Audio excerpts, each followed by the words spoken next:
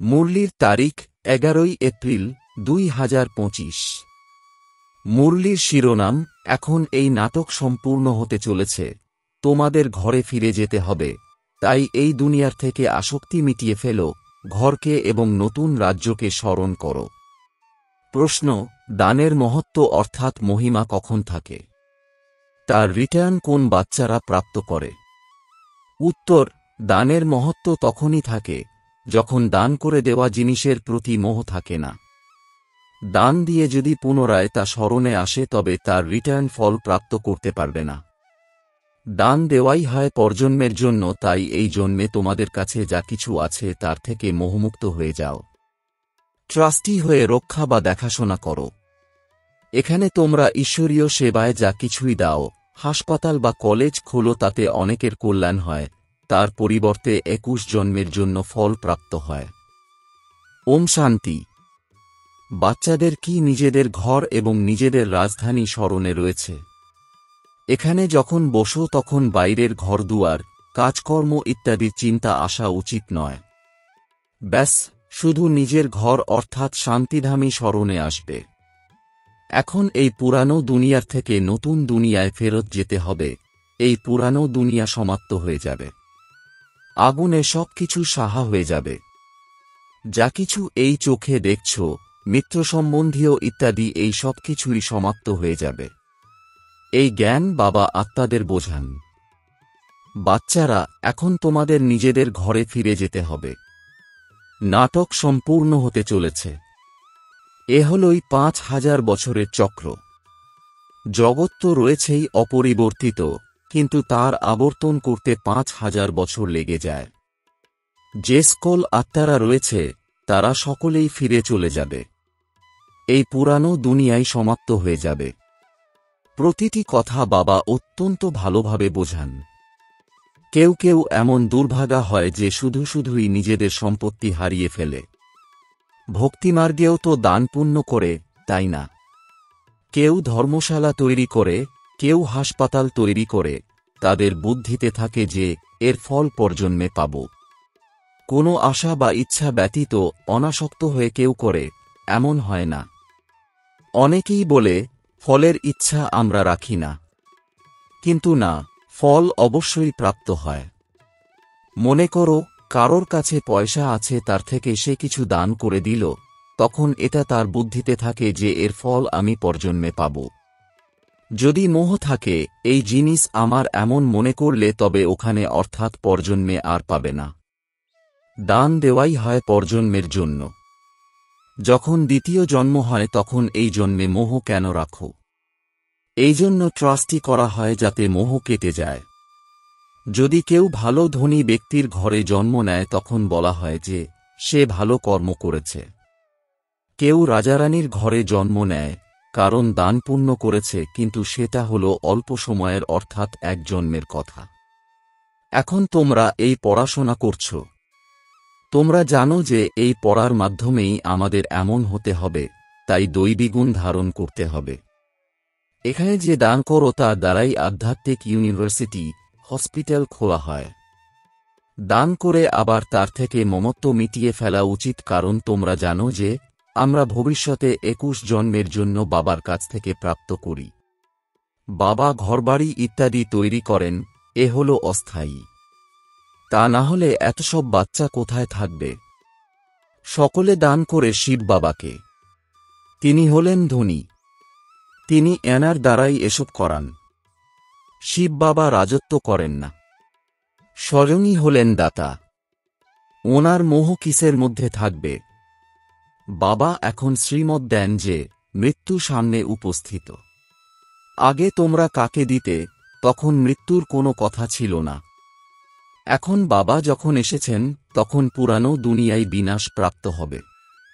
বাবা বলেন, আমি এসেছি এই পতিত দুনিয়াকে সমাপ্ত করতে। এই রুদ্রযজ্ঞতে সমগ্র পুরানো দুনিয়া সাহা অর্থাৎ অর্পিত হবে। তোমরা নিজেদের জন্য যে ভবিষ্যৎ তৈরি করো তা নতুন দুনিয়ায় পাবে। তা না হলে এখানেই সবকিছু সমাপ্ত হয়ে যাবে। কেউ না কেউ খেয়ে যাবে। এখন মানুষ ধারেও দেয়। বিনাশ হলে সবকিছু সমাপ্ত হয়ে যাবে। কেউ কাউকে কিছু দেবে না, সবকিছুই রয়ে যাবে। আজ ভালো তো কাল দেউলিয়া হয়ে যায়। কেউই কোনো টাকা পয়সা পাবে না। কাউকে পয়সা দিয়েছ, সে মারা গেলে তখন কে বসে রিটার্ন করবে? তাহলে কি করা উচিত? ভারতের 21 জন্মের কল্যাণের উদ্দেশ্যে আর নিজেদের 21 জন্মের কল্যাণের উদ্দেশ্যে এতে ব্যবহার করে দেওয়া উচিত। তোমরা নিজেদের জন্যই করছ। তোমরা জানো যে শ্রীমতের দ্বারাই আমরা উচ্চ পদ লাভ করি, যার দ্বারা 21 জন্মের জন্য সুখ শান্তি লাভ হবে। একেই বলে অবিনাশী বাবার আধ্যাত্মিক হসপিটাল আর ইউনিভার্সিটি, যেখানে হেলথ, ওয়েলথ আর হ্যাপিনেস পাওয়া যায়। কারোর হেলথ আছে, ওয়েলথ নেই, তাহলে হ্যাপিনেস থাকতে পারে না। দুটোই থাকলে তখন হ্যাপিনেসও থাকে। বাবা 21 জন্মের জন্য তোমাদের দুটোই দেন। তা 21 জন্মের জন্য জমা করতে হবে। বাচ্চাদের কাজ হল যুক্তি রচনা করা। বাবা আসার জন্য গরিব বাচ্চাদের ভাগ্য খুলে যায়। বাবাই হলেন দীনবন্ধু। ধনীদের ভাগ্যে এমন বিষয় নেই। এই সময় ভারত সর্বাপেক্ষা গরিব। যে ধনী ছিল সেই গরিব হয়ে গেছে। এই সময় সকলেই পাপাত্মা। যেখানে পুণ্যাত্মা থাকে সেখানে একটিও পাপাত্মা থাকে না। ওটা হল সত্যযুগ শতপ্রধান, এটা হল কলিযুগ তমপ্রধান। এখন তোমরা শতপ্রধান হওয়ার জন্য পুরুষার্থ করছ।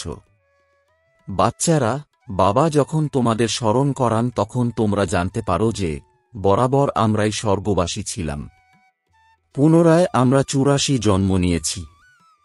এছাড়া 84 লক্ষ যোনি, এ তো গল্প কথা। এত জন্ম পশুজনিতে থাকে কি? এটা কি তোমাদের অন্তিম মনুষ্য জন্ম? এখন কি ফিরে যাবে? এখন বাবা বোঝান যে মৃত্যু সম্মুখে দাঁড়িয়ে রয়েছে। 40-50 হাজার বছর আর নেই। মানুষ সম্পূর্ণ ঘন অন্ধকারে রয়েছে, তাই বলা হয় প্রস্তর বুদ্ধি। এখন তোমরা প্রস্তর বুদ্ধিসম্পন্ন থেকে পারস বুদ্ধিসম্পন্ন অর্থাৎ সুবুদ্ধিসম্পন্ন হচ্ছ। এই কথা কোনো সন্ন্যাসী ইত্যাদিরা বোঝাতে পারে কি? না, পারে না। এখন বাবা তোমাদের স্মরণ করান যে ফিরে যেতে হবে। যতখানি সম্ভব নিজেদের ব্যাগেজ ট্রান্সফার করে দাও। বাবা এইসব নিয়ে নাও, আমরা সত্যযুগে 21 জন্মের জন্য পেয়ে যাব। এই বাবাও অর্থাৎ ব্রহ্মা অনেক দান পুণ্য করতেন। ওনার খুব শখ ছিল। ব্যবসায়ীরা দানার্থে 2 পয়সা বের করে, বাবা 1 আনা বের করত। কেউ এলে যেন দরজা থেকেই খালি হাতে ফেরত না যায়। এখন ভগবান সম্মুখে এসেছেন, একথা কারোরই জানা নেই। মানুষ দানপুণ্য করতে করতে মারা যাবে, তখন কোথায় পাবে? পবিত্র তো হয় না, বাবার সঙ্গে প্রীতি রাখে না। বাবা আমাদের বুঝিয়েছেন যে যাদব আর কৌরবদের হল বিনাশকালে বিপরীত বুদ্ধি, পাণ্ডবদের হল বিনাশকালে প্রীত বুদ্ধি। ইউরোপবাসীরা সকলেই যাদব, যারা মুসল অর্থাৎ মিসাইল ইত্যাদি বের করতে থাকে। শাস্ত্রে তো কি কথা লিখে দিয়েছে। ড্রামা প্ল্যান অনুসারে অসংখ্য শাস্ত্র তৈরি হয়েছে। এখানে প্রেরণা ইত্যাদির কোনো কথাই নেই। প্রেরণার অর্থ বিচার। এছাড়া বাবা কি প্রেরণার মাধ্যমে পড়ায়? না, তা পড়ায় না। বাবা বোঝান, ইনিও একজন ব্যবসায়ী ছিলেন, অত্যন্ত খ্যাতনামা ছিলেন, সকলেই সম্মান করত। বাবা প্রবেশ করেন আর ইনি গালি খেতে শুরু করেন। শিব বাবাকে জানে না, না তাকে গালি দিতে পারে।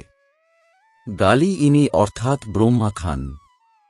কৃষ্ণ তো বলে, আমি মাখন খাইনি, তাই না?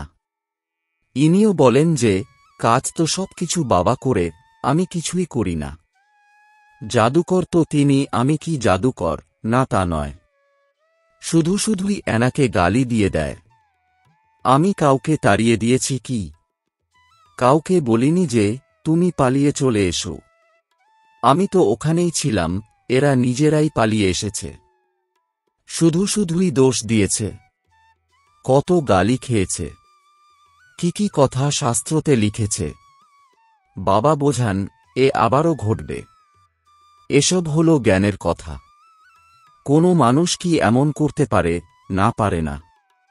তাও সেই ব্রিটিশ গভর্নমেন্টের রাজত্বে কত মায়েরা বোনেরা এসেছে এবং রয়ে গেছে। এ ব্যাপারে কেউ কিছুই করতে পারবে না। কারোর আত্মীয় পরিজন আসলে একদম বিতাড়িত করে দেওয়া হতো। বাবা বলতেন, অবশ্যই এদের বুঝিয়ে সুঝিয়ে নিয়ে যাও। আমি কি নিষেধ করি না, কিন্তু কারোর সাহস ছিল না। বাবারও শক্তি ছিল, তাই না? নতুন কিছুই নয়। এসব আবারও হবে। গালিও খেতে হবে। দ্রৌপদীর কথা রয়েছে। এরা সকলেই দ্রৌপদী আর দুঃশাসন একজনের কথা ছিল না। শাস্ত্রতে মিথ্যা কথা অর্থাৎ গালগল্পকে লিখেছে। বাবা বলেন, এই ভূমিকাও ড্রামায় রয়েছে। আত্মার জ্ঞানই কারোর মধ্যে নেই, সম্পূর্ণ দেহ অভিমানী হয়ে পড়েছে। দেহি অভিমানী হতে পরিশ্রম লাগে। রাবণ সম্পূর্ণ উল্টো করে দিয়েছে। বাবা এখন সঠিক করছেন। দেহি অভিমানী হলে সততই স্মৃতিতে থাকে যে আমরা আত্মা, এই দেহ হল বাজানোর অর্থাৎ পার্ট প্লে করার জন্য। এই স্মৃতিও যদি থাকে তাহলেও দৈবী গুণ আসতে এতে থাকে। তোমরা কাউকে দুঃখ দিতে পারো না। ভারতেই এই লক্ষ্মীনারায়ণের রাজ্য ছিল। ৫,০০০ বছরের কথা। যদি কেউ লক্ষ লক্ষ বছর বলে তাহলে তারা গভীর অন্ধকারে রয়েছে। ড্রামানুসারে যখন সময় সম্পূর্ণ হয়েছে তখন বাবা পুনরায় এসেছেন। এখন বাবা বলেন, আমার শ্রীমতানুসারে চলো। মৃত্যু সম্মুখে দাঁড়িয়ে রয়েছে। অন্তরে আবার যদি কিছু আশা থাকে তা রয়ে যাবে। মরতে তো অবশ্যই হবে। সেই মহাভারতের লড়াই। যত নিজের কল্যাণ করতে পারবে ততই ভালো। তা না হলে তোমরা খালি হাতে যাবে। সমগ্র দুনিয়া খালি হাতেই যাবে। বাচ্চারা, শুধু তোমরাই ভরা হাত অর্থাৎ ধনশালী হয়ে যাও। এটা বোঝার জন্য বিশাল বুদ্ধির প্রয়োজন। কত ধর্মের মানুষ আছে। প্রত্যেকেই নিজের নিজের পার্ট প্লে করে। একের ভূমিকা অন্যের সঙ্গে মেলে না। সকলেরই নিজের নিজের ফিচার্স অর্থাৎ মুখাবয়ব রয়েছে। কত রকমের ফিচার্স, এসবই ড্রামায় নির্ধারিত। বিস্ময়কর কথা, তাই না? এখন বাবা বলেন, নিজেকে আত্মা নিশ্চয় করো। আমরা অর্থাৎ আত্মারা ৮৪ জন্ম পরিক্রমা করি। আমরা অর্থাৎ আত্মারা এই ড্রামার অ্যাক্টর। এর থেকে আমরা বেরিয়ে যেতে পারি না। মোক্ষ কেউ পেতে পারে না। তাই চেষ্টা করাও বৃথা। ড্রামার থেকে কেউ বেরিয়ে যাবে বা অন্য কেউ যুক্ত হয়ে যাবে, এমন হতে পারে না। এতে তো জ্ঞান সকলের বুদ্ধিতে থাকতে পারে না। সারাদিন এমনভাবে জ্ঞানের রোমন্থন করতে হবে। এক মুহূর্তাধা মুহূর্ত একে অর্থাৎ জ্ঞানকে স্মরণ করো আর এর বৃদ্ধি করতে থাকো। ৮ ঘন্টা অবশ্যই স্থূল সার্ভিস করো, আরামও করো, আর এই আধ্যাত্মিক গভর্নমেন্টের সার্ভিসেও সময় দাও। তোমরা আসলে নিজেদের সেবাই করছো, এটাই হলো মুখ্য কথা। স্মরণের যাত্রায় থাকো। এছাড়া জ্ঞানের মাধ্যমেই উচ্চ পদ পেতে হবে। নিজেদের স্মরণের সম্পূর্ণ চার্ট রাখো। জ্ঞান তো সহজ। বাবার বুদ্ধিতেও রয়েছে যে আমি এই মনুষ্য সৃষ্টির বীজরূপ, এর আদিমধ্যন্তকে জানি। আমরাও বাবার সন্তান। বাবা একটা বুঝিয়েছেন যে কিভাবে এই চক্র আবর্তিত হয়। ওই স্থূল উপার্জনের জন্য তো তোমরা ৮-১০ ঘন্টা দাও, তাই না? ভালো গ্রাহক পেয়ে গেলে রাতেও কখনো হাই ওঠে না। হাই তুললে বোঝা যায় যে ক্লান্ত। বুদ্ধি বাইরে কোথাও বিচরণ করছে। সেন্টারেও অত্যন্ত সতর্ক থাকতে হবে। যে বাচ্চারা অন্যদের চিন্তন করে না, নিজেদের পড়ায় মগ্ন থাকে, তাদের উন্নতি সদাই হতে থাকবে। অন্যদের চিন্তা করে তোমরা নিজেদের পথ ভ্রষ্ট করো না। Hear no evil, see no evil. কেউ ভালোভাবে না বললে তা এক কান দিয়ে শুনে অন্য দিক দিয়ে বের করে দাও। সদা নিজেকে দেখতে হবে, নাকি অন্যদের। নিজেদের পড়াশোনা ছেড়ে দেওয়া উচিত নয়। অনেকেই এমন রয়েছে যারা অসন্তুষ্ট হয়ে যায়। আশা বন্ধ করে দেয়, পুনরায় আসতে থাকে। না আসলে যাবে কোথায়? স্কুল তো একটাই। নিজেদের পায়ে কুড়োল মারা উচিত নয়। নিজেদের পড়ায় মগ্ন থাকো। অত্যন্ত খুশিতে থাকো। ভগবান পড়ায়, আর কি চাই। ঈশ্বর আমাদের বাবা, শিক্ষক, সদ্গুরু, ওনার সঙ্গেই বুদ্ধির যোগসূত্র স্থাপন করতে হয়। তিনি হলেন সমগ্র দুনিয়ার নম্বর 1 প্রিয়তম, যিনি তোমাদের নম্বর 1 বিশ্বের মালিক বানান। বাবা বলেন, তোমাদের আত্মা অত্যন্ত অপবিত্র, উড়তে পারে না। ডানা কেটে গেছে। রাবণ সকল আত্মাদের ডানা কেটে দিয়েছে। শিব বাবা বলেন, আমি ছাড়া আর কেউ পবিত্র করতে পারে না। সব অ্যাক্টররা এখন এখানে বৃদ্ধিপ্রাপ্ত হতে থাকে, ফিরে কেউই যায় না। আচ্ছা, মিষ্টি মিষ্টি প্রশিক্ষার্থী বাচ্চাদের মাতাপিতা বাপদাদা স্মরণে স্নেহসুমন আর সুপ্রভাত।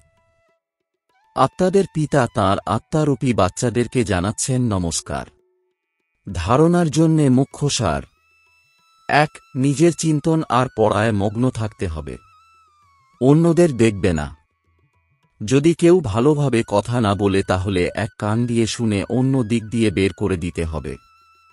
অসন্তুষ্ট হয়ে পড়া ছেড়ে দেওয়া উচিত নয়। 2.